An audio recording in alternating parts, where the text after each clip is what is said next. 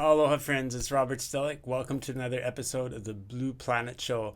Today's show is extra special. I know it's been a while since the last episode, but I ran into Robby Naish a few weeks ago at a race in Kailua, and he agreed to come onto the show. So I'm super stoked to have him as a guest.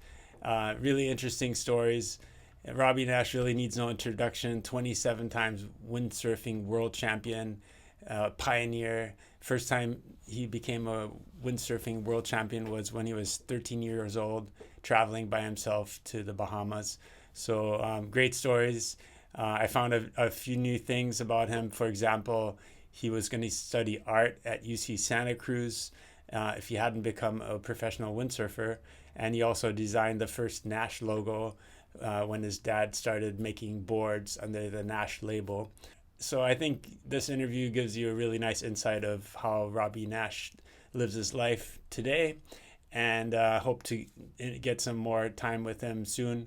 As you know, I always like to ask a lot of questions, so he had to go to a photo shoot. I didn't get to ask all the questions I wanted, so hopefully I can get Robby back again.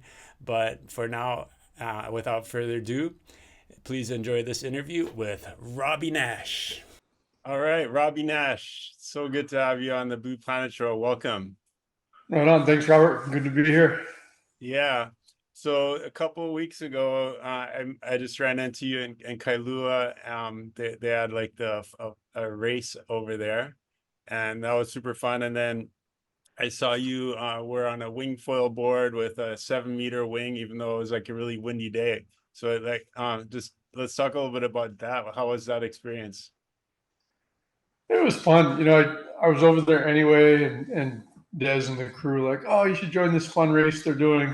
I didn't want to actually like enter, but figured I'd go over and kind of chase people around. So I did the course, um, sorta, uh, and I'm not really into racing, so to speak, but obviously I'm kind of old school. Like I'm not doing loops and friggin' spins and everything on the foil. My body's not as forgiving as it used to be, and I know I'll hurt myself. An injury at this point is something I'm really trying to avoid. So I'm blasting around. I'm trying to go as fast as I can. I'm jumping high, but just not doing rotations. Really enjoying winging and sort of pushing the envelope of what I would call free ride gear. Not full on speed or race gear, but taking gear that I can use for anything and trying to make it go as fast as it can go. And in terms of wing size, that pretty much always means kind of like windsurfing. If you're really going fast, you're going to use as big a wing as possible. Even to the point where most guys are out on fours and you'll be on a seven. It's just the way that aerodynamics work and power and efficiency of foils. So you ride pretty lit when you're trying, especially upwind. You can handle a really big wing, feathering upwind at a real high angle of attack. There's a point at which you just can't keep the thing in the water anymore reaching, and you got to scale down the size of your foil at least. But I tend to ride pretty big wings here. Yeah, I mean, even back in the days of windsurfing, I remember you were always kind of more on a bigger sail than most of the other guys, right? Yeah, like to Yeah, I get mean, powered up or wave sailing's different. Even here, it's the same. Like most guys will be out at, will keep on like a 4.0, 4.3, and I'll be historically on a 5.0, 4.7. That's changed. I've kind of scaled down to where I'm riding smaller sails than I used to. Like my average sail now over here is a 4.5. Mhm. I'll hardly ever even go on a 4.7 just because the way the equipment has evolved, it's changed. The boards are shorter, they're easily overpowered. You ride a bigger sail and you'll tend to stuff the nose a lot. They just balance better with a smaller sail. But it's more the difference between, say, wave sailing and slalom racing or course racing, where even today on the really short, really wide slalom boards, guys are using 7 meters when you'd be on a 5.0 wave sail, 4.5 wave sail. They're carrying giant rigs. and then most of the guys are 100 kilos as well to hold them down. So it's really different when you're trying to go fast. You'll use a flatter, bigger sail, and then Right. just get up on the fin or as it may be up on the foil. All right. Well, cool. Yeah, like my interviews can tend to go pretty long, but you just told me that you have a photo shoot today. I guess this week you're doing some photo shoots for Nash, so I'll try to respect I'll try to Right. respect that. Keep it to an hour or so. Um, Cool. but I always kind of like to start at the very beginning. So talk a little bit. I mean, and for me, I grew up in Germany, and like I guess about 5 years younger than you, and you were like my idol. Like so cool for me to be able to just have a conversation with you and all that. But and it's a big reason why I got came to Maui to windsurf and ended up living here too. So thanks for that. You. but but yeah, so talk a little bit about growing up in Kailua, and like you won your first world title at 13 years old, and so talk a little bit about that time, like growing up, and how you got into windsurfing, and like, or you kind of actually your very first earliest memories of just like enjoying water sports or getting into the ocean, and that you remember. Yeah. Well, I mean, it's about a 5-hour story. I try to give you the consolidated version. I got plenty of time, but You know, my whole life has been a series of right place, right time. Just been blessed and lucky, very, very, very, very, very lucky many times over. Um, so my dad, both my parents are from California. My dad grew up in La Jolla, and he was a surfer, lifeguard at Wind and Sea. Started coming to Hawaii in the 50s to surf. Was one of the first guys to surf Waimea and Makaha, places like that. He's actually in the first surfer magazine ever published, dropping in at Waimea. Uh, and so he was an ocean guy and moved to Hawaii.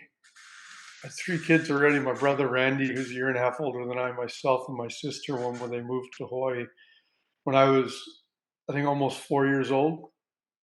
Fortunately, basically he took a teaching job at Roosevelt High School and was a science teacher and packed up the family, moved to Hawaii so he could surf.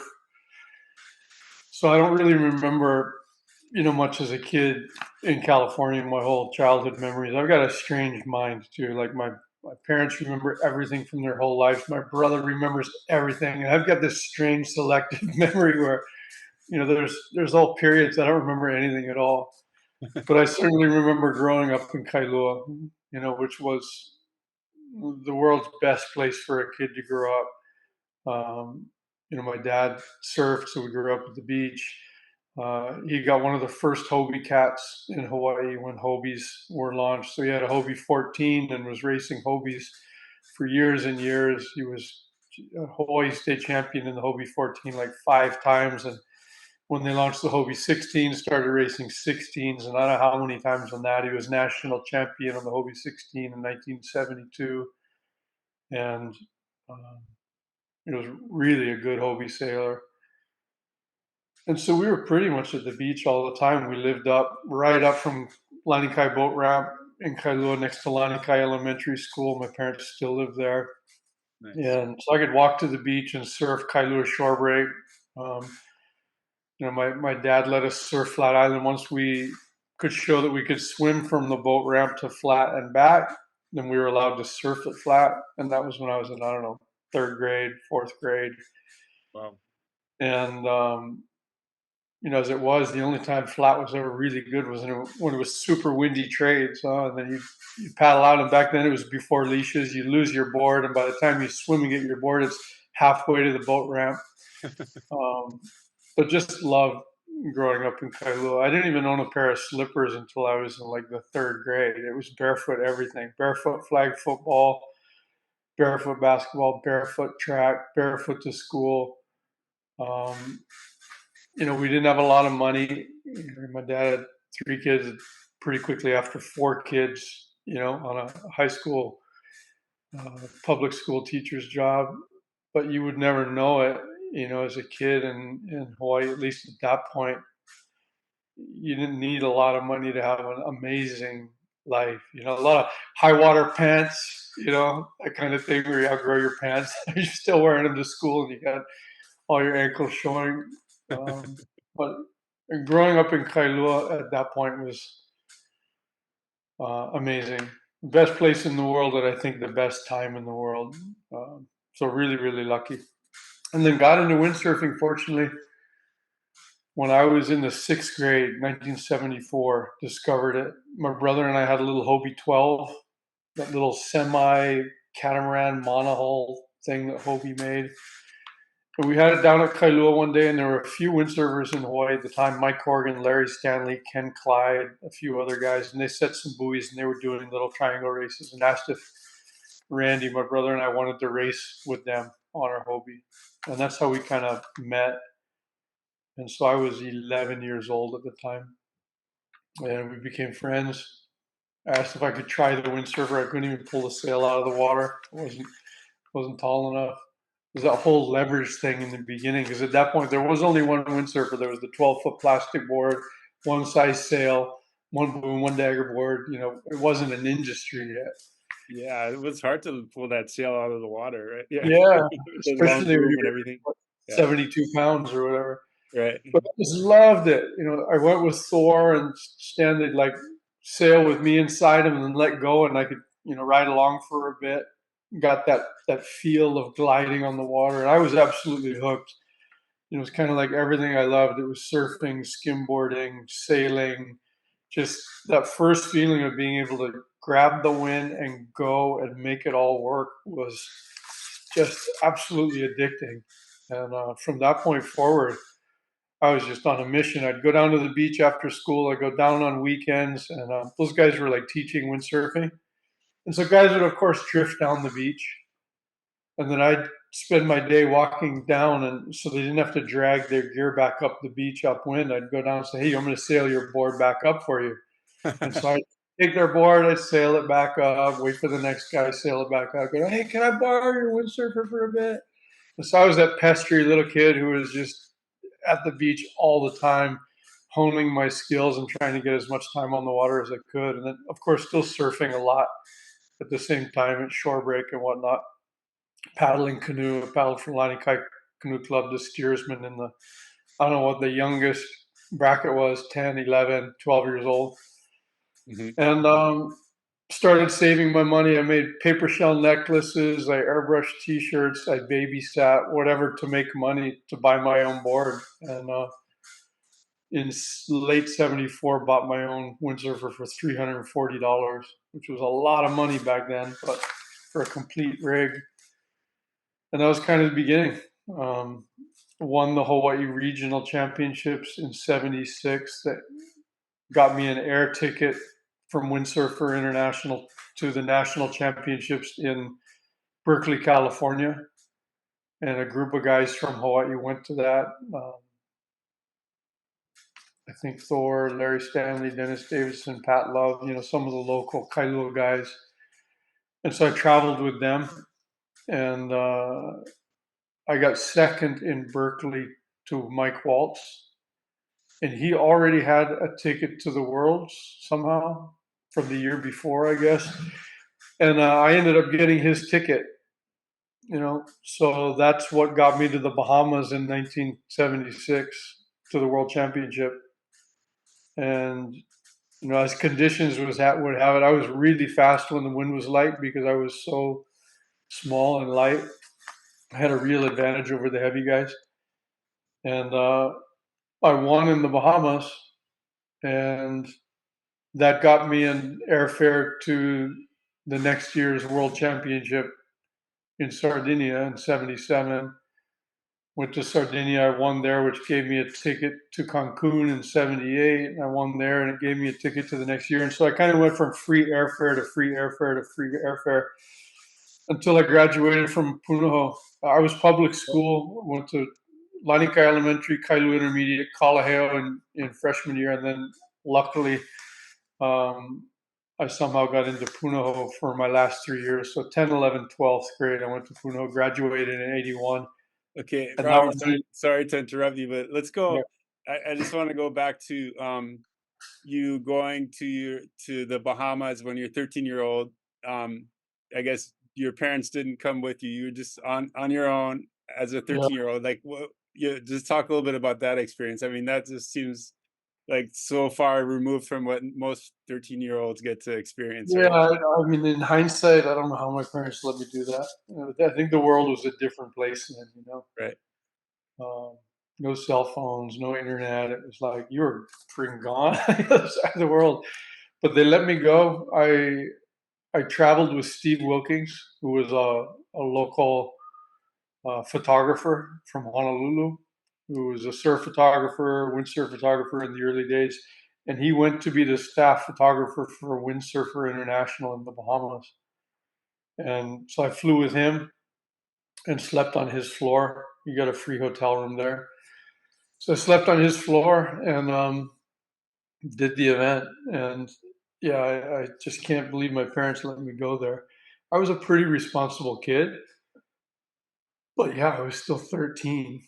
Um, Right. it's amazing. But And yeah, everyone else is older than you, and you just showed up and got to the start and just took off. Or I mean, what happened? How was it? How was the racing?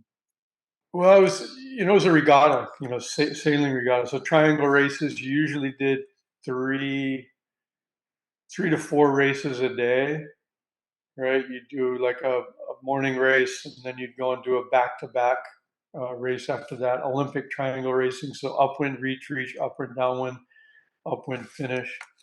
Mhm. And in those days, they had weight classes and an overall, so they'd race the different weight classes against each other. And I was a lightweight, obviously, and conditions were pretty light in the Bahamas, fortunately, and I was really fast and technically pretty good. My dad taught me, a lot of tactics, how to start, different rules. And back then, that was a big part of it. It was quite tactical, especially light wind course racing. And so, yeah, I won. After that, they stopped doing weight classes because the heavy guys were like, forget it. I don't want to race against the light guys like that anymore. And then from then on, it was just divisional weight class titles. But yeah, it was an amazing experience cruising around. I hung out with Mike Waltz and Matt Schweitzer and guys like that that were, a few years older than me. But at the time, if you're 13 and you're hanging out with like a 16-year-old, it's like, oh, the guy's so old. The guys in their 20s are like ancient when you're a little kid. Yeah. So it was quite an experience. Really enjoyed it, and again, just incredibly lucky to have even had the opportunity. One, to have got the free air ticket there because I couldn't have gone otherwise, and the fact that my parents somehow let me go as well. Yeah, so I mean that's awesome, and then you were able to just kind of parlay that into more and more tickets to more and more events, and just kind of kept going from there. So, but like, what would you say? Did you have like a secret to your success? Like, how did you just keep winning and stay on top of the game? Like what was your special sauce that you? Is there something you can share? I mean, at that point, as an amateur racing windsurfer class, I think um, luck was a big part of it. That I often had conditions that just perfectly suited my weight because I was really light compared to most guys, even in the classes. But I also had a pretty unfair advantage of training in Hawaii, where we've got a pretty short period of time between 74 and 76. I probably had twice as much water time as almost everybody else in the event who came from places where it's seasonal, or cold and not very much wind. In Hawaii, you've got that trade wind, at least enough for an old windsurfer you could sail every day. And so then the hours that I had under my belt, even as a little kid, I think really helped. And then I'm just pretty focused as well. I wasn't there for the fun. I wasn't there for the social aspect. I was there to do the best I could do. And I hated losing even as a little kid. And so I was pretty driven to try to succeed to avoid that feeling of losing. It wasn't the thrill of winning. It was really the fear of losing that was a big driver for me. But again, just lucky, good conditions. I was really good at picking out boards. Like you show up at the event and there's this huge pile of boards because it's a one design, right? Everybody's racing with here's a sail, here's a dagger board, here's a mast, a boom, base, and go pick a board out of the pile. And it wasn't really super technological then. They had a plastic shell. They'd stick a big metal rod in the back of the board and pump it full of expanding foam and pull the rod out and the board blows up into the mold. And so some boards would weigh 40 pounds, some boards would weigh like 45 pounds. The rockers were different. And most people didn't even have a clue. And I'd spend a half an hour in the board area, picking up every board, looking at the rockers and trying to find the lightest board that I could, because usually the lightest boards were underblown and also then had the flattest rails and flatter rocker. As they're overblown, they'd get kind of round. And I was just amazed that, all these adults running around had no idea that that was the case. But I'd go around and look for that magic board and go, oh, this is the one. And then I'd refoil my dagger boards. The dagger boards were made out of wood and they were just like super Mickey Mouse. And so I'd refoil my dagger board. I'd travel with a rasp and a file and sandpaper and make my dagger board like a really nice foil. So yeah, just, I don't know, maybe took it more seriously than a lot of the guys that were there to just have fun. Awesome.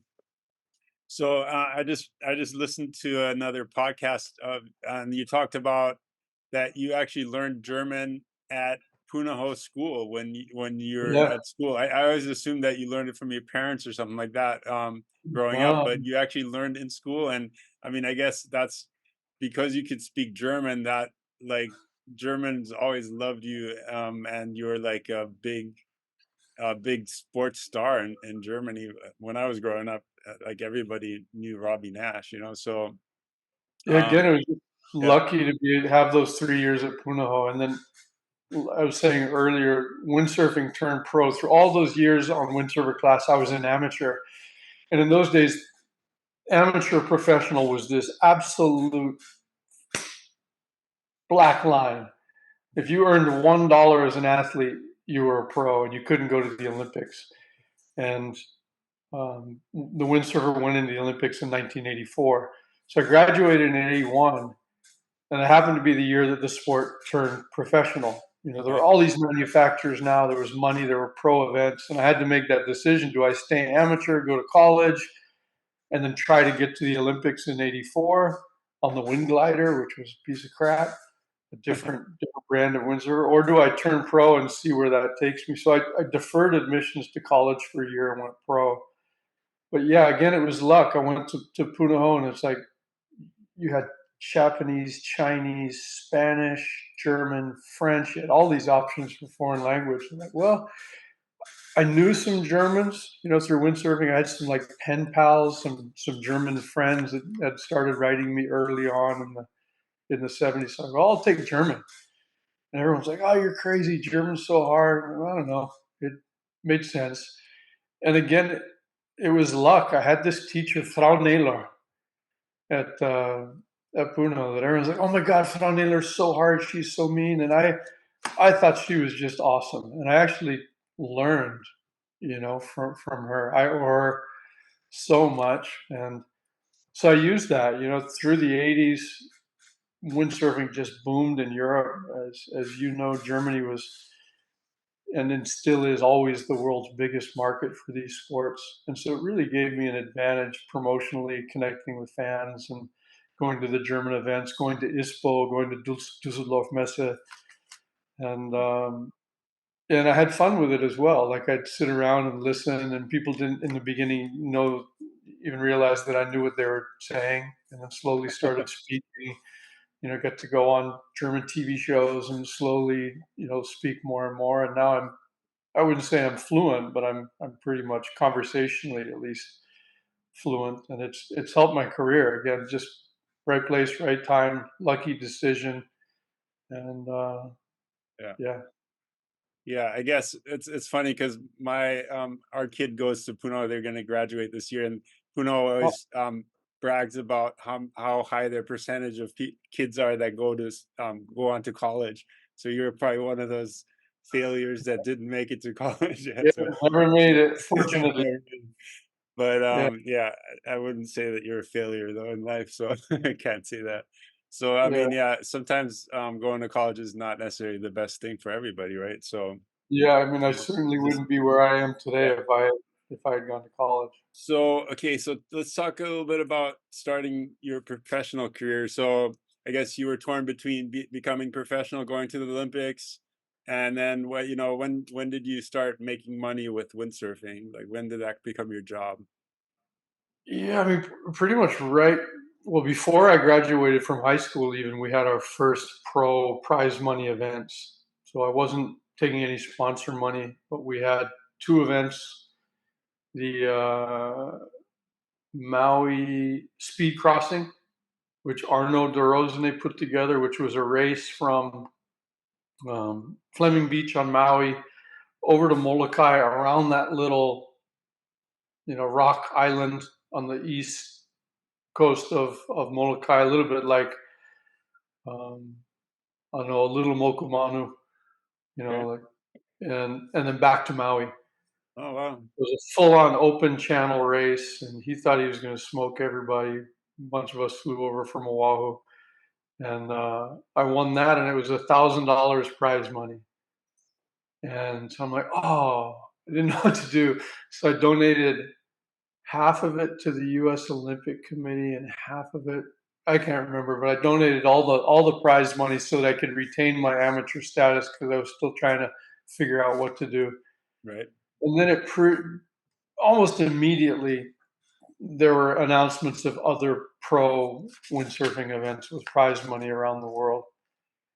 And I had at that point, again, luckily at the same time, sponsors offering me contracts. My first paid sponsor was O'Neill Wetsuits. And then Mistral, and then Gaston. It just everything started to fall into place where I said, okay, forget it. I was going to go to University of Santa Cruz, UC Mhm. Santa Cruz, Right. and deferred.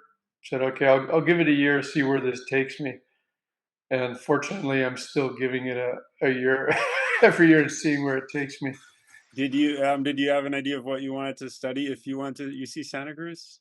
Yeah, I was really into art and did a lot of art through school, sculpture, glass blowing. I've been airbrush painting since I was a little kid. But I knew I couldn't major in art, so I was going to major in child psychology. I really liked little kids. I liked to babysit. I was like that weird boy that did the babysitting in the neighborhood because the girls were all irresponsible and I was responsible. So I was going to, at least the idea was I was going to major in child psychology and minor in art. So, Wow. Okay. Yeah, that's cool. So okay, so then you got sponsored, and then I guess then also Quicksilver became a big sponsor, right? Like yeah. how did that come about? Same thing. I got connected with Quicksilver because some of the first big events in the sport were in Australia. We had the Rip Curl Quicksilver Classic in Torquay, and that started in about 82, 83, 84. We ran for several years in Torquay, Australia, which was this tiny little surf town. If you go there now, you don't even recognize it compared to what it was in the early 80s. It's just giant like everything else in the world. But Rip Curl and Quicksilver were right next to each other. Rip Curl only did wetsuits. Quicksilver only did board shorts and t-shirts. I met the guys, and at that point, obviously you could be O'Neill and Quicksilver because O'Neill only made wetsuits. That was it. No t-shirts, no clothing, no nothing. And Quicksilver only made clothing. So I was O'Neill Quicksilver for many many years until they both kind of grew and both started. Quicksilver started doing wetsuits. O'Neill started doing clothing, and after you know several years of being sponsored by both, I kind of had to make a decision to go with one or the other. And was really good friends with the O'Neill family, Jack O'Neill, Pat O'Neill. It was tough to leave those guys, but made sense economically because at that point I had uh, become an initial investment partner in the license for Quicksilver Europe. So four friends and myself brought Quicksilver to Europe and formed a company in France called Napali, and we had the license for Quicksilver Europe. And so I was one of the founding partners in that, and that grew and grew and grew. We were the first Quicksilver in the world to really start doing non-surf clothing. There was a short summer, so we started doing jackets, and then we started doing ski stuff, and I remember the neon the snowboard neon. clothing and all that kind of Yeah, the stuff. war paint overalls and all that stuff. Yeah, yeah, that was a fun time, and we yeah. grew that company. It's a pretty big company before we finally sold it to Quicksilver Inc., Quicksilver USA in 1981. And so, um, yeah, So you did again, more right with place, that. right time. Nice. Yeah. Okay. I mean, we don't really have time to talk about everything, but like, let's go into, I guess the sponsorship thing. And actually, when did your parents start the actual Nash brand? Because I know you didn't actually start the Nash brand, but like, how did that get started? Like, how did your parents get into making boards and all that? Yeah, well, my dad started making boards in the garage, not even a garage, carport at our house in Kailua, almost right away. He started windsurfing maybe, I don't know, 8 or 9 months after I did. He took sabbatical from teaching, which is where a teacher takes the year off and goes and gets further education and does stuff. And so he took my windsurfer every day that I was at school and was down at Kailua learning how. And he got really into it. And at that point, there was a lot of room for improvement, especially in Hawaiian conditions on that big plastic windsurfer. Mhm. So he started making boards in the garage in like 77 already, and experimenting and playing around. It was not long thereafter, 79, that he started shaping more, doing more boards, and he did the Mistral Nash board and the Mistral Kailua, which were put into production uh, by Mistral in Switzerland. It was a Swiss company at that point. And then in 1980, quit teaching and started working for them full time. And it was, you know, I think they moved out of the garage and into the little warehouse on Hikili Street in Kailua in like 79, I guess. And that's when Nash Hawaii, was formed. And he started doing custom boards for other people, and the custom board market grew and grew and grew and grew, and ended up making a factory on Hikili Street, full on custom board. Every single one by hand, really different than today. But at one point where they were doing 1,000 boards a year out of that little factory in Kailua and shipping them all over the world. It was, an amazing period in windsurfing during that boom through the late 80s, early 90s. And, everyone hand airbrushed, and it's a cool period. So they definitely started the brand. And I was lucky to have, through my entire pro career, the days of the Pan Am Cup days into the World Cup days, always the best boards in the world, from Harold Iggy, who started working with my dad and my dad as a team. And it wasn't until the winter of 95, 96 that I started Nash Sales Hawaii and started doing my own windsurfing sales. And So the logo that you're still using today is basically the original logo. I mean, that from the very beginning, right? The kind of that Nash no, script. the scripty Nash with the sail I did for my parents, and Oh, that was your artwork.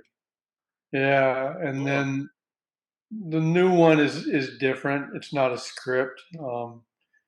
But yeah, that was actually a little complicated because we had the awesome local, custom board business, and then I started that international sale business and called it the same thing. And there were trademark issues and whatnot in the beginning, but it eventually all kind of worked itself out and became, one entity, one brand. Yeah, I've got a But sticker drawer right here. Let me grab one. so these are some of the currently used logos, I guess. But Robbie's gonna pull out an old sticker of his original logo. That's awesome. So yeah, these were remember the rice papers? You laminate them Yeah, in the. So designed by that was, Robbie Naish. oh, it's backwards for you guys, no? No, I can see it. Yeah, Uh, that's so cool. So so it was you that. actually drew this when you were probably an art student at Puno School. Yep. That's So yeah, classic. good days. Yeah. Really lucky. So okay, so you were a professional windsurfer, traveling around the world and sponsored by, you got plenty sponsorship money coming in. So what made you decide, okay, I'm gonna just start making my own sales or start my own business? Like how did that happen? I was certainly not because I ever wanted to. It was more of a necessity. Um, the sales sponsor that I had been with my entire pro career, Gastra, at that time, had been bought and sold several times. And it got to the point where it got sold again, and the new owners were just taking it in a direction that I wasn't comfortable with. Uh, and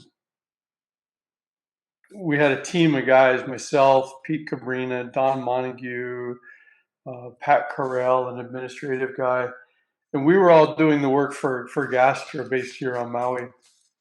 And these new owners were going to just dismantle it and move everything to Hong Kong and do all the development there. Basically, get rid of the team guys. And I just was like, wow, this sounds super lame. I don't want to do that. And I didn't.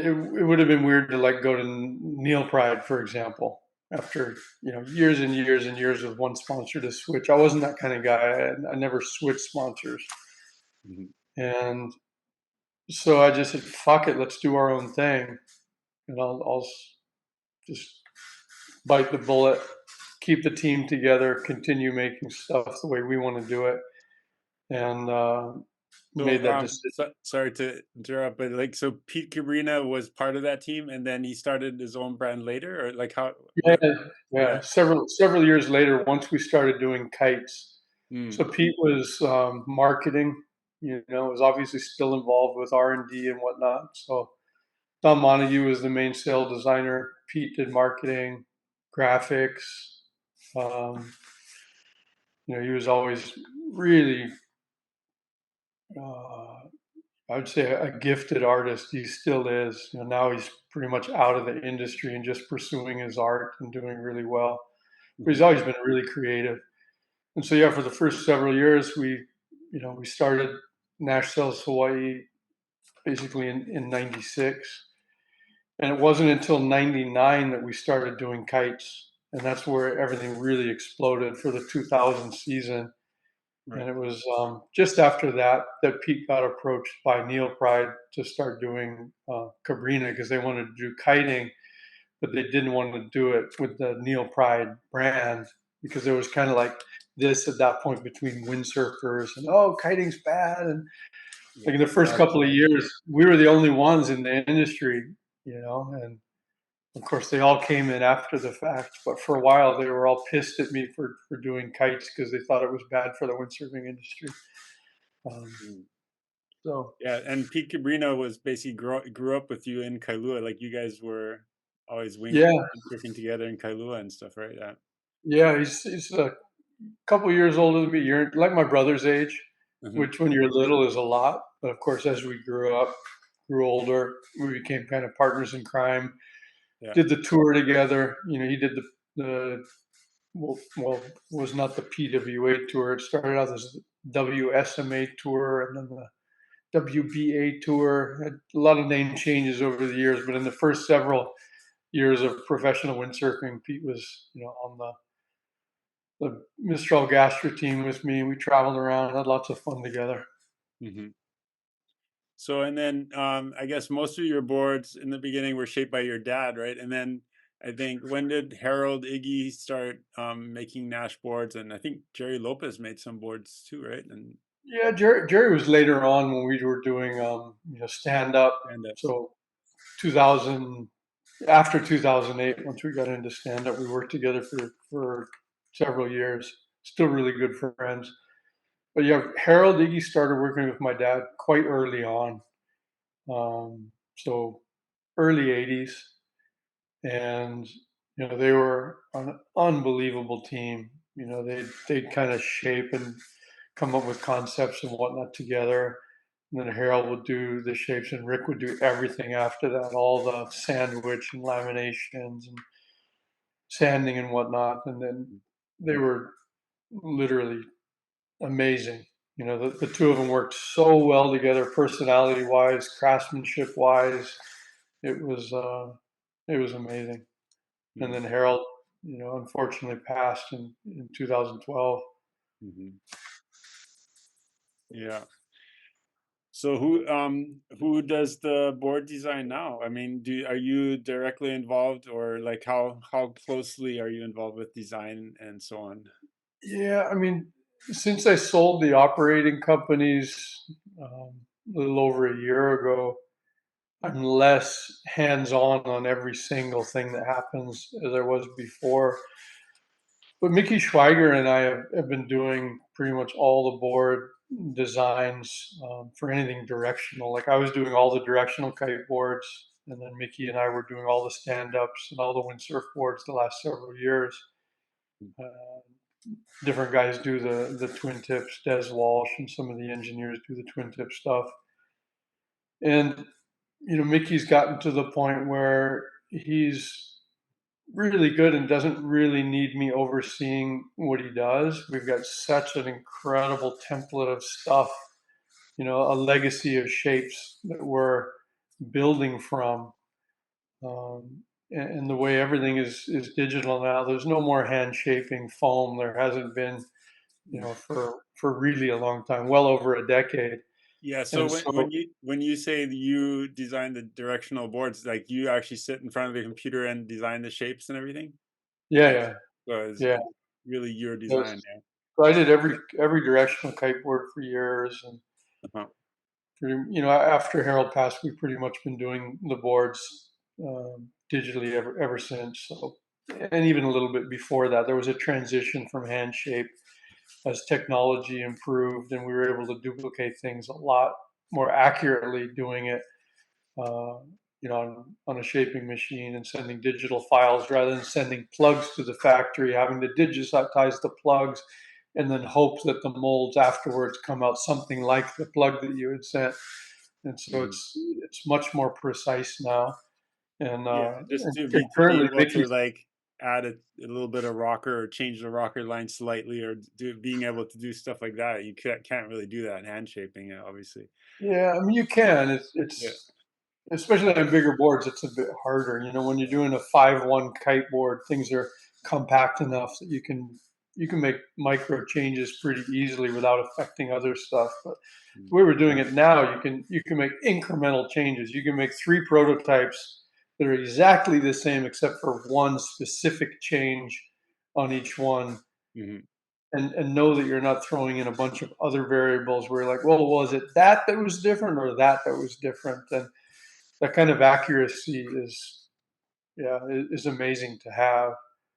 And yeah, so Mickey's handling the majority of the designs now, and he just sends them to me, and I check them over, and we'll tweak them.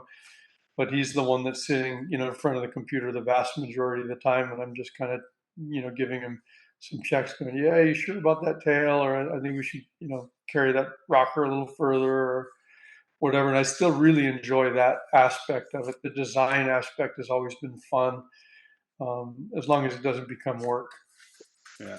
So let's talk a little bit about business. I mean, you were obviously very hands-on and the running the business. You were basically the CEO, and then you said you sold a lot of it a year ago. So what's your involvement now, and are you still a part owner? Do you yeah, so what is your role Yeah, in the business now? it's complicated. I got to the point, because we grew and grew and grew over the years, and it was always fun. Um, it was never it was never my priority. I was always in my head a pro athlete, and I also had this business, and I wasn't living and dying from the business. I was living and dying from my pro athlete income. And I don't know if it was age or just time. You start to look at things differently as you get older. Risk starts to become different. Stress you handle differently. We were always successful. We always made money, but I was just getting really worn down with the pressure of the business side of the business. I'm the only shareholder. I was self-financed. I had no bank LC. I had no investment partners. So I was floating millions of dollars um, of risk capital in an industry where your margins are pretty fine. Mm. You're living and dying by a couple of percent. We were always successful and it didn't matter. But life changed. I got divorced. It kind of changed my whole outlook on life and my financial situation as well. Getting older and looking at how much risk you're willing to take. And I just said, God, I've worked my whole life to get here. Liability risk becomes a factor that you kind of worry about, where you don't really worry about that when you're younger. And the stress became unhealthy. And importers owing you money and dealing with factories, and just having that much money in limbo all the time. Um, the employees I loved, but at some point you start to worry about your employees too and their livelihood. And if you make a mistake, it affects them and their whole families. And it just became this vicious circle of stress. And I became, um, I think, too conservative in my approach and my outlook. I became really protectionary, operating through fear rather than uh, through enjoyment on the financial side and on the risk assessment side, and just decided it was time to pull the plug on that aspect of it. I love design. I love working with the guys. I love the sports. I love riding. I love testing. But it started to become real work and real stress. And so I found a way out where I basically sold the operating companies. I sold Nalukai Incorporated, Pacific Board Sports. So I sold my U.S. distribution company, and I sold the main international business. I still own the Nash trademarks, so I still own the brand and can do clothing and whatnot. And I'm looking at doing some different things there that seem fun, and working with the new owners under license. So Kubus Sports out of the Netherlands, out of Holland, now runs the operating companies, and they work under license. And I work with them, just helping them in any way that I can, trying to guide them, especially in these first few years, to keep what I hope is the right trajectory and keep the team stoked. And obviously, they're changing a lot of things administratively and whatnot that I think will be good in the end. Um, so yeah, it left all the fun stuff. I get to work with Mickey and Dez and Noah and the crew. I get to you know enjoy all the fun stuff, testing and riding and doing photo shoots. But somebody else has the headache of financing the business and dealing with the importers and dealing with the deadlines and dealing with all the tech sheets and all that stuff that was kind of dragging me down. That sounds like a great solution. And you probably still get a percentage for the licensing fee, right? So, like you said, the real profit margin is only like a few percent anyway. So, if you can make that same percentage without having all the risk and the work, then that sounds great. Yeah, good for you. Yeah, So, thanks. so you kind of enjoying life a little bit more. I just watched a YouTube video yesterday where you were supercharging your engine on your VW bus, and it Yeah. just took a couple of days.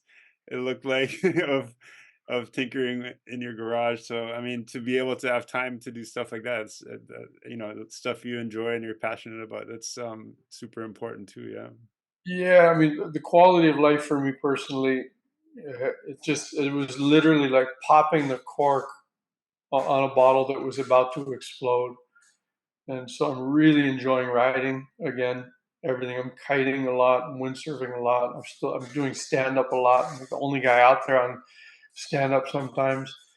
Winging all the time, foiling. So really enjoying the sporting side. I'm way healthier. I'm more fit.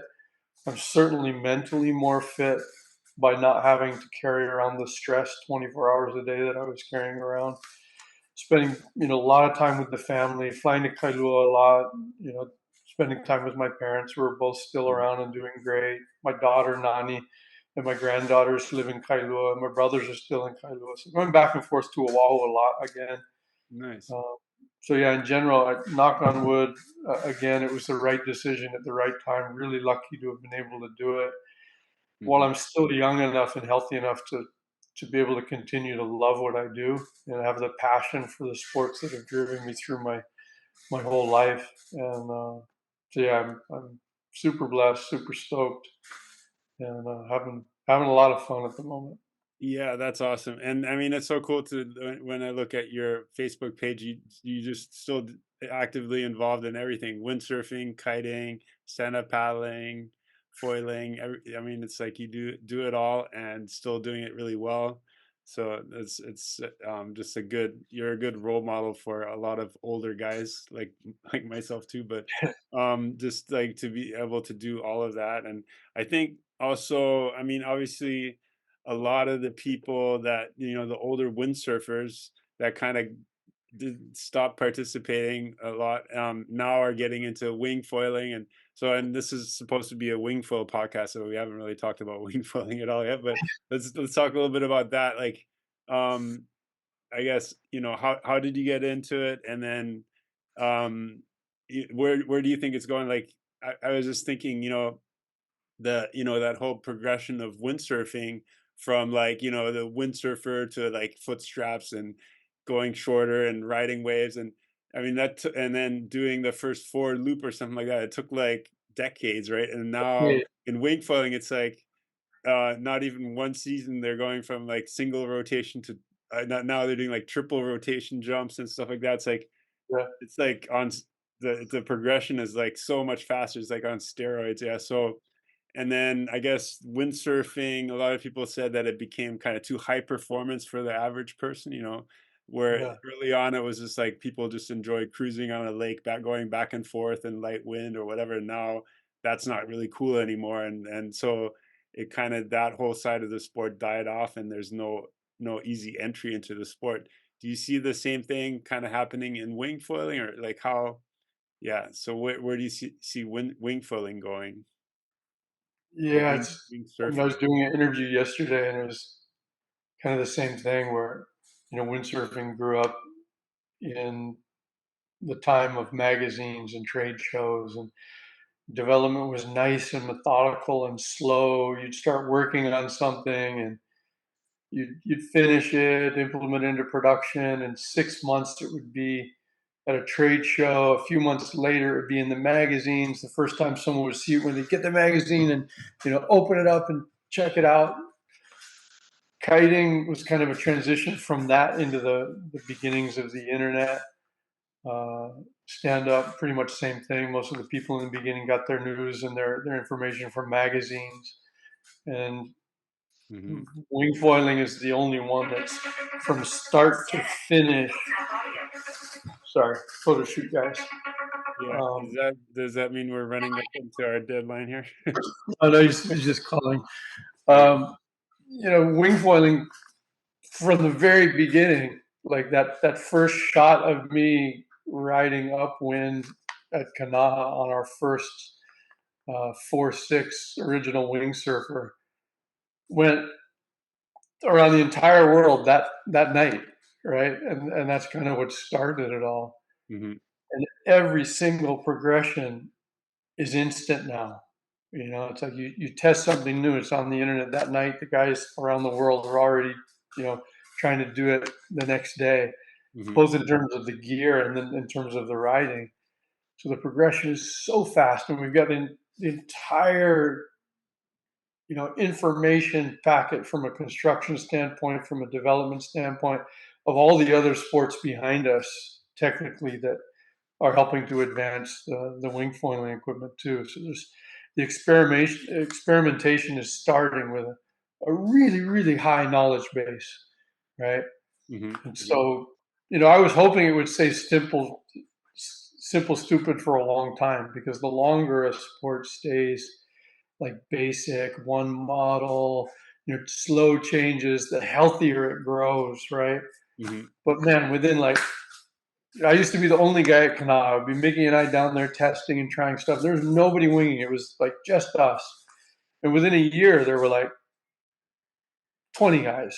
And now you go down, there's 100 guys. It's like everybody's wing foiling. It's Yeah. amazing how fast it's grown. And if you look at the progression, like you said, of the moves, what the kids are doing, you see a kid who started winging 5 months ago, and he's already doing back loops and trying all the rotations. And Mm. it's super awesome. But it is, unfortunately, with like 60 brands already worldwide, everyone, it's kind of like stand up in the beginning where everyone's like, oh yeah, here, I'm going to get into this business. Mm. It's already so flooded and so crazy, that, I mean, it is what it is, and it's helping to grow it even faster. Mm-hmm. But it's kind of a shit show at the moment, and this race to advance and make it higher tech and higher performance and more expensive and more complicated and more technical.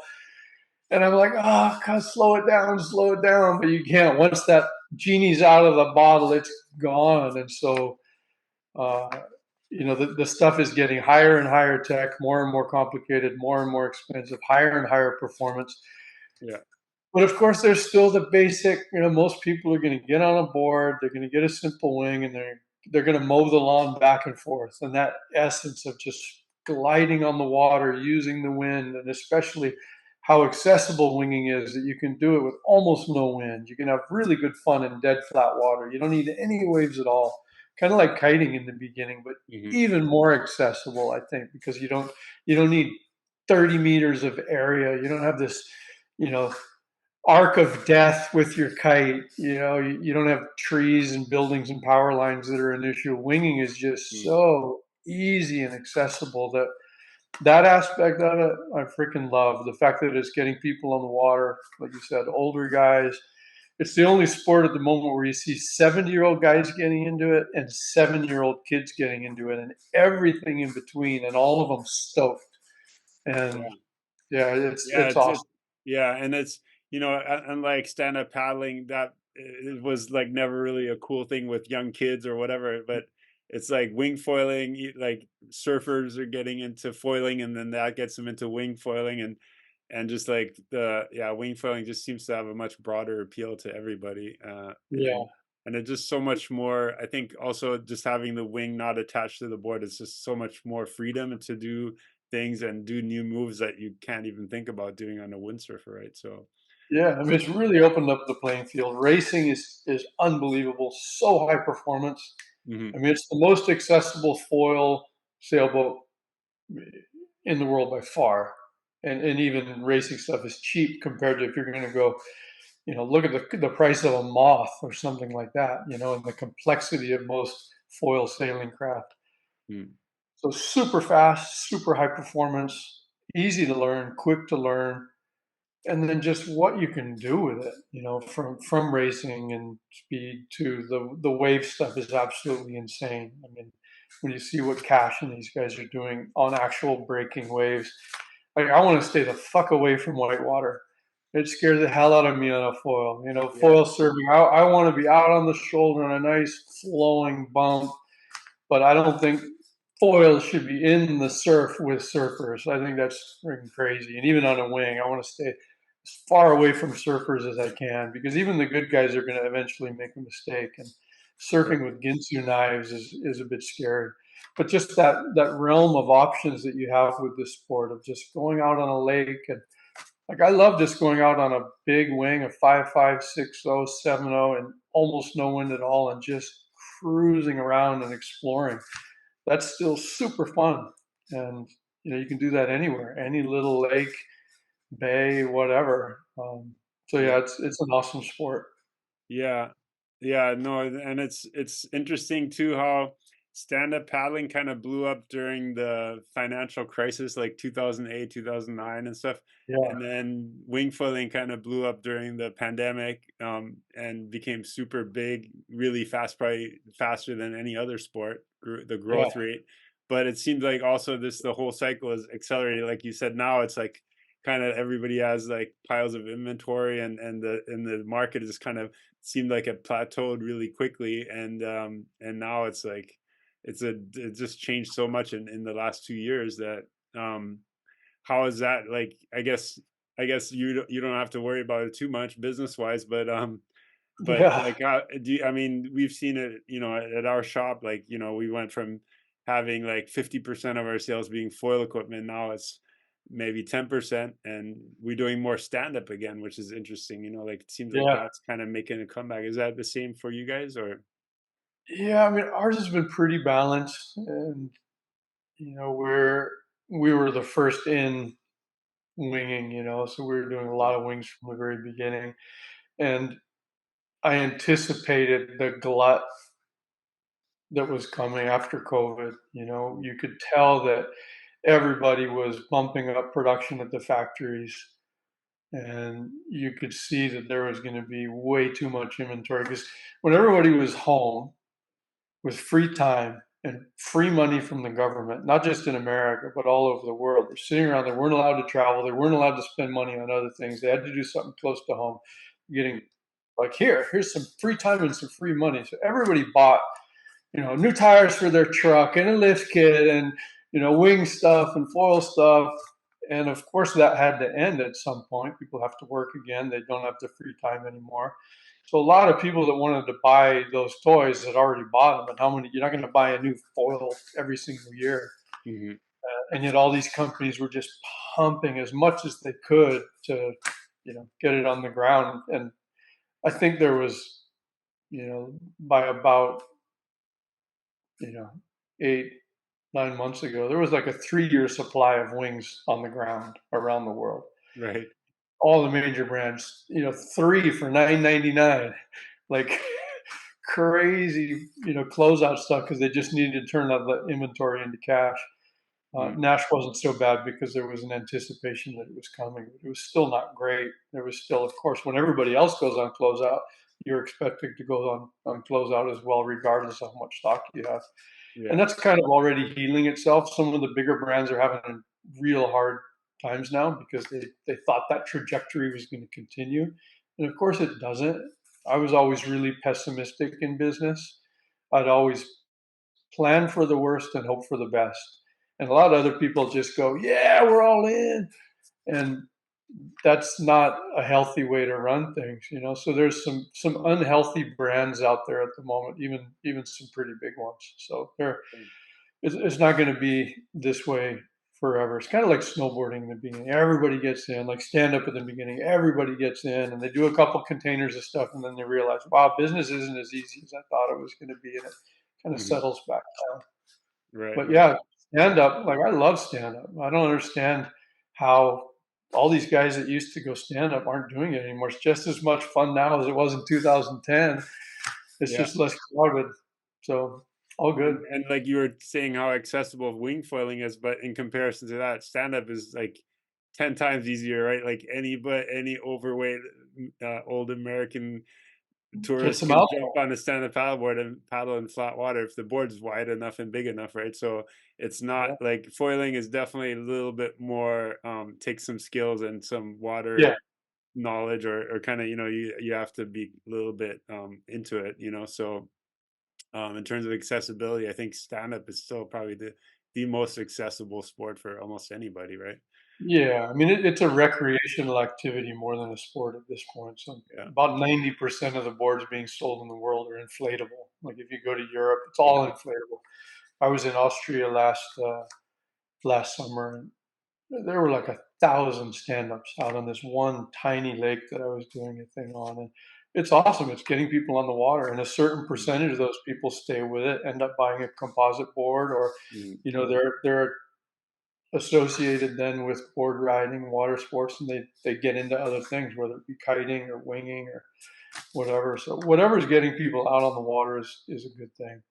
You know, Yeah, it's it's a good thing, but I hate having people associate an inflatable water toy with stand-up paddling. To me, it's like just not the same thing. But yeah, yeah. I but mean, I guess it does get people out on the water and if stuff. you're just putzing around on the lake, Yeah, you might as well. Like, there's right. no reason for to have a $3,000 carbon race board. You might as well take an inflatable that's going to do 90% the same thing. Out in the waves, like what we have, totally different story. Yeah, and And then it sits in the garage for the rest of the year.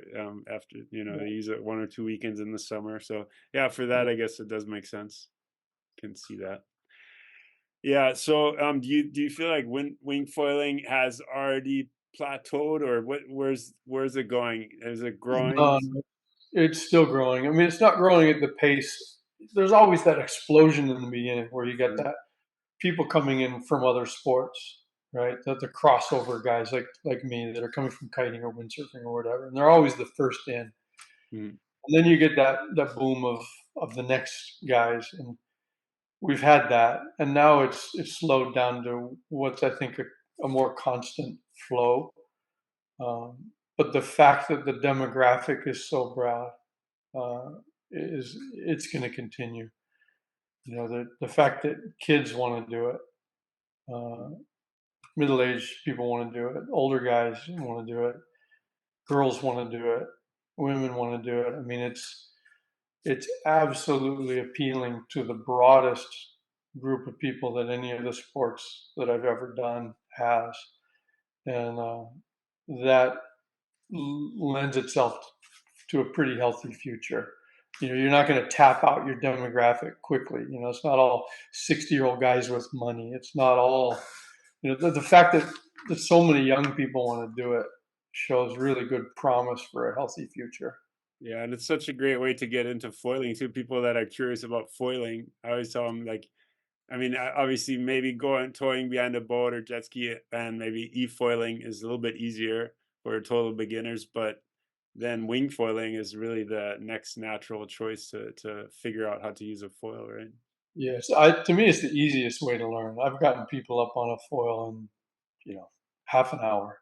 A few times back and forth on a stand-up paddleboard, telling them the right things, getting them on the foil board, and they're up and riding.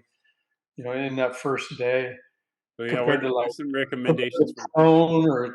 prone or stand-up is so much harder than Yeah, winging. yeah, yeah. So what are some recommendations like for total beginners, like in terms of equipment and some tips that you give people when, like you said, first I guess learn the wing handling on a stand up and Yeah, with a dagger board ideally, right?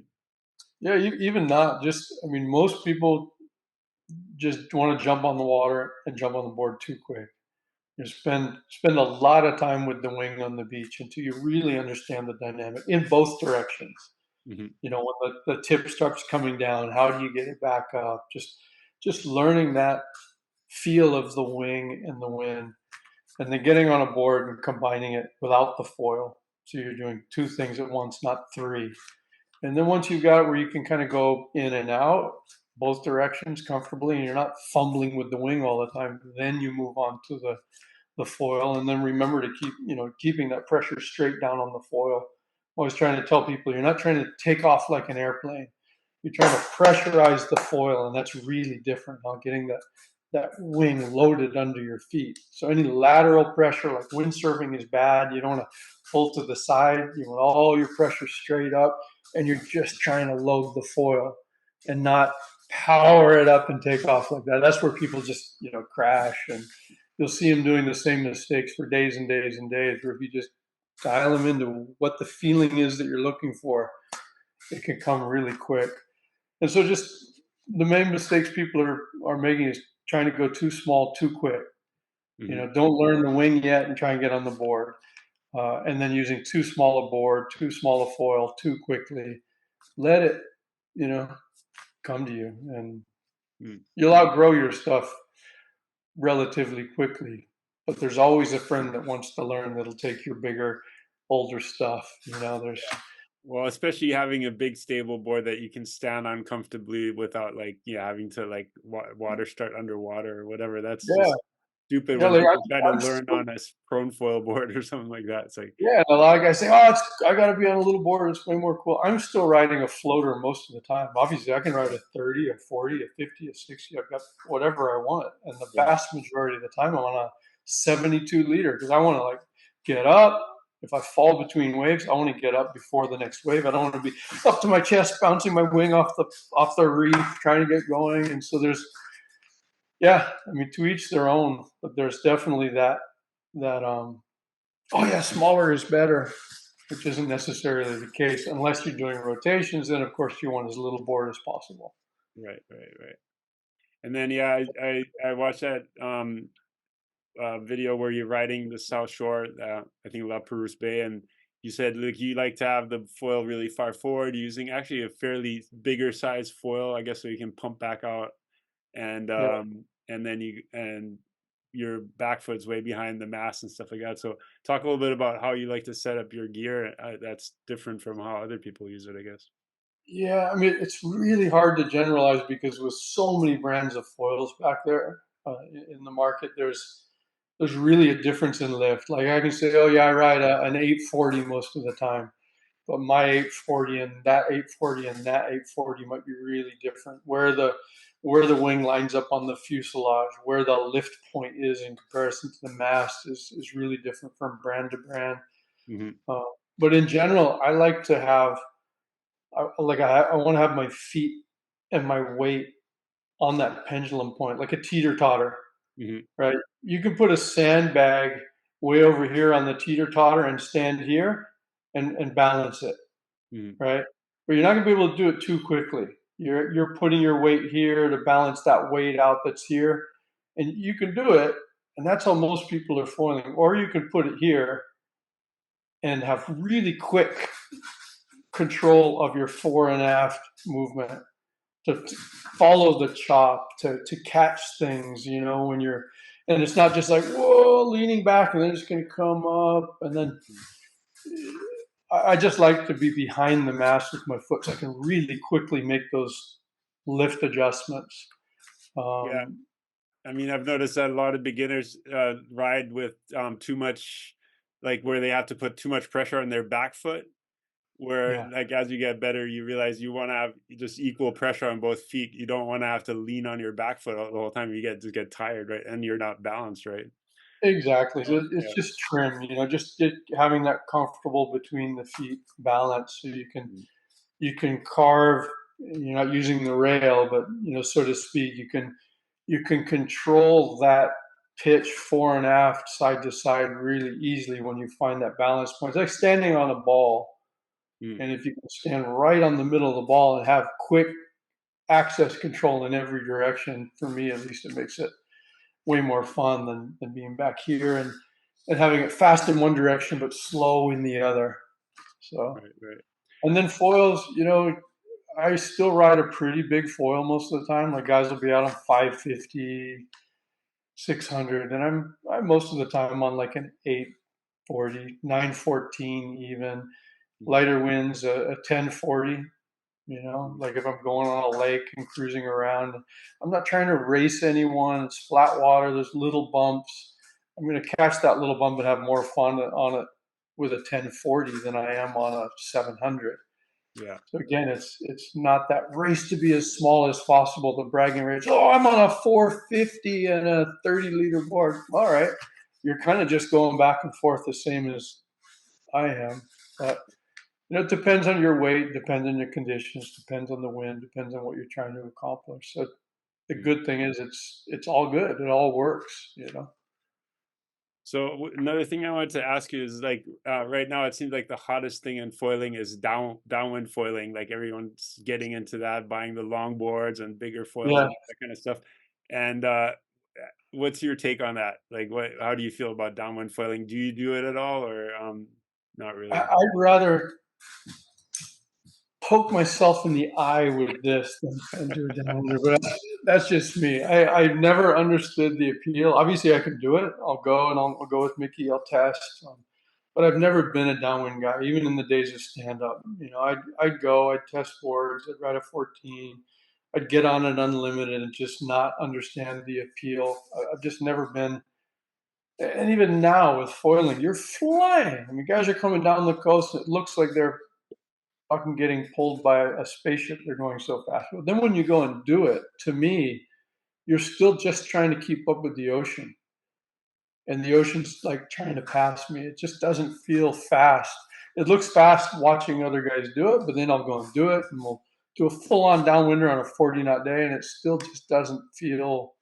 I don't know. I'm too spoiled of being powered by the wind, I think, and it's too much work, not enough reward. The whole drop the car there thing. It's too much time. I get it. I understand the appeal. It's awesome that so many people are doing it. Like Maui is just a constant flow of guys. I know when I went to Oahu Diamond Head, all day long, guys are coming down from Black Point around to Tongs. It's freaking cool. But I personally, yeah, maybe I'm just not old enough yet. When I get older, I'll get into downwinding. When I'm 70, I'll embrace it. But right now, I'm having too much fun just blasting around. Yeah.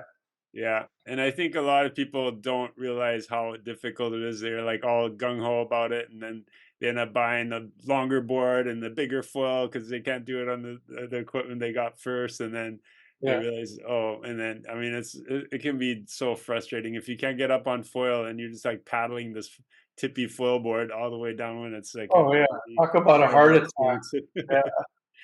Yeah. Yeah. So it's not as easy as it looks. I would say to people that are No, no, thinking for about sure. getting Yeah. into it. Wing foiling is definitely the easier way to have fun more quickly. A lot less Yeah. work. Yeah, definitely. And you can do downwinders winging. And then Yeah. at least if you come off the foil, you're right back up. But yeah, it's still cool. Yeah.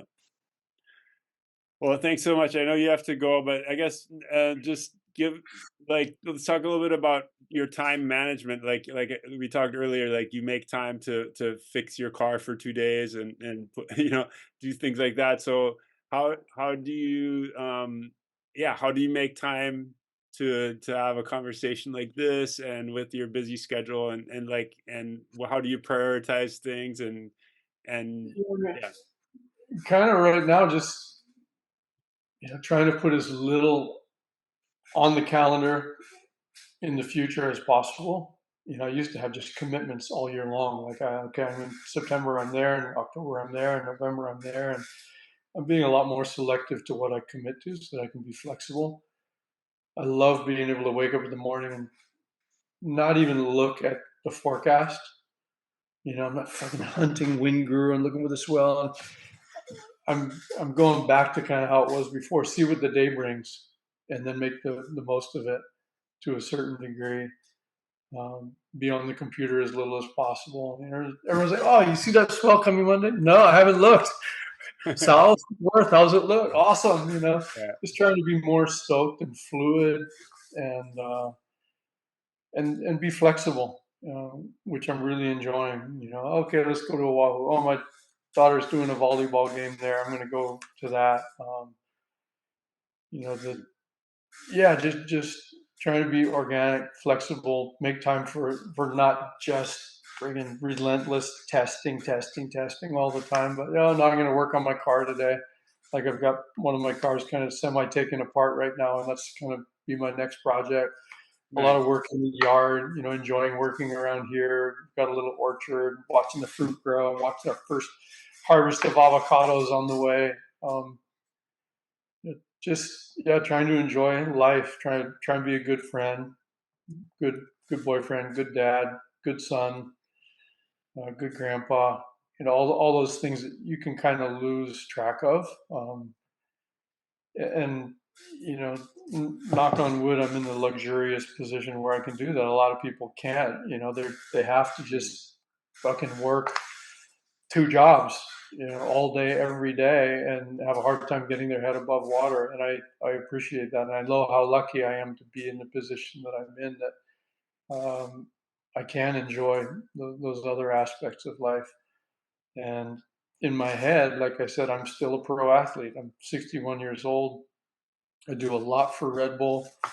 Um, I love working with them. It's like a family at this point. I've been with them for so long, and I love Yeah, the company. actually, I heard in another interview that you actually got into Red Bull because it benefit like the vitamin D or something like that, and Vitamin that B. you just wanted some free products to start with. Yeah, so that's kind of how you Yeah, got into it. Yeah. that's where it started. I mean, I drink it every single day. I've drank more Red Bull in the last 30 years, and I absolutely love it. But I love everything the company is all about as well. And so I do a lot of sharing it, like internally, speaking to athletes around the world, doing athlete summits and whatnot, sharing about the functionality of the product and how to use it to your benefit, and just the legacy and the history and where we came from. And yeah, it's an amazing story with an amazing founder. So yeah, enjoying being an athlete, and still being able to do what I love. My mind and body are allowing me to keep basically playing and having fun. So, and sharing it with other people, sharing the stoke is kind of important to me now too. Sending positive messages. I don't drink. I don't smoke. Don't do drugs. Try and live clean. Live life honorably. Uh, and that seems to be difficult for a lot of people these days. So try Yeah, no, it just yeah, sounds like you have a really good balance between, your professional life, your work life, and then also personal family and enjoying things. So when you go out in the water, is it more for fun, or you feel like you're also, like you saying, pro athlete and marketing and all that kind of stuff? Like, well, a lot of what fun drives because you? Yeah. I don't really put pressure on myself. I don't have to do anything. I don't have to post on YouTube. I don't have to. So you'll see periods of time where I don't do anything at all, and I'll get into it and post a bunch of stuff, and it's fun. Like, well, okay, I don't want to do that anymore. I don't want to be part of that whole freaking me. It can become unhealthy. I don't think it's a positive thing personality wise. Being there going, oh, how many likes do I have? And I just it brings out the worst in us. Arrogance is not a positive trait. Self promotion is not a positive trait. Humility is a positive trait, but humility doesn't get you very far in the world of social media. So it's Yeah, trying to balance especially if you want that to out. sponsor, right? Like that's the thing that a lot of sponsors want to see how many followers do you have and whatever. Yeah, So that's what yeah. the athletes today kind of have It's a to tough be balance. on social media and stuff like that. Yeah. Yeah. So I mean, like I heard you talking about that too, like how you dislike social media and like so want to kind of sometimes just disconnect from your cell phone and stuff like that. And I think that's such a big thing now for the young people, especially during the pandemic. Everybody got hooked on their devices, and it's a Yeah. huge social issue, I think. But yeah. And back in the day when you first went as a 13-year-old went to Bahamas, there's like, like I remember those days when you traveling, you can't be like, oh yeah, just text me or call me when you get there, right? It's like you don't know, like you have to have a place and a time to meet, and if the person's not there, then you're like, okay, maybe I can send a letter or call someone somewhere else to Yeah. It was really different. yeah, yeah, There's a lot so of benefits to it, but there's some disadvantages to it as well. It's certainly for sure. in many ways not healthy. Mm, The amount of communication, and yeah, yeah, but it is what it is. Got to yeah, deal with it, make the best of it, navigate that path in as healthy a way as possible. yeah. So I know we're going overtime already. So what's your plan today? Like, what's the first I'm you're doing? I'm heading down right now Yeah, to cool out to go shoot wing foiling. Actually, we're doing some video over the last week into this next week for next year's stuff, and it's sunny and windy and flat, that's but that's wild because here on Oahu, it seems like there's no wind at all right now. So I yeah, guess, this yeah. is Mountain Boy. It's always windy here. Yeah, Maui always gets windy, so cool. Yeah. Well, thanks so much for your time and really Yeah, enjoyed the no problem. conversation. And maybe we can do it again one day. I still got Yeah. a lot more questions to ask you. Maybe when I come over to Oahu, we can do something on the beach. This is, you Yeah, sitting in that'd your be great office and me in sitting in person. my office.